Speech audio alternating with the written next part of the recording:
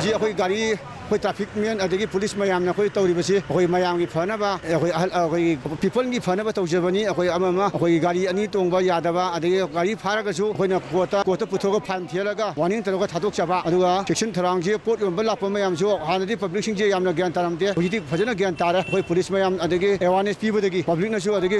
CSO मयामनसु सोजो पीबीरपदगी हुजि अखोई अंगप फोना मतेंग पांगे अदुगा याम शांति वनसु लेरे अदु अखोई पुलिस की मफम मफम कटपन तौरिबसिदि मे की तारीख अहुम बाव अखोई लॉकडाउन से लेबनिना अखोई पब्लिक ता करिगुंबा अना यारौतनाबा मसिगे लेना अखोई लोक वर्ल्ड संतोखे लेना सिना पृथ्वी पुनमुक यौबनिना अखोई मणिपुर सिदा संतोक्तनाबा गवर्नमेंट की लेवलदगी अखोई पुलिस की लेवलदगी अदगी पब्लिक की लेवलदगी अदगी अखोई एनजीओ मयामनसु सपोर्ट तौबिरक्तना मास्क पीबीदना अदगी तौबिरे याम तौई मसिमु फबा अंगम मतेंग सु तौखिनी अदु गाड़ी अनी तोंगसि याद्रे यारगदी अनी तोंबिगनु अखोइना हाइसे प्रजागी दमक्तनी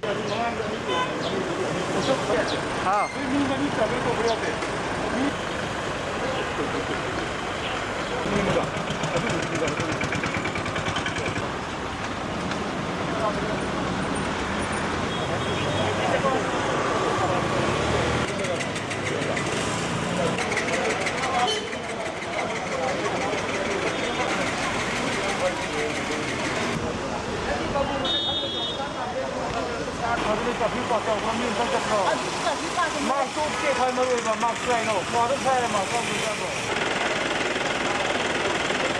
아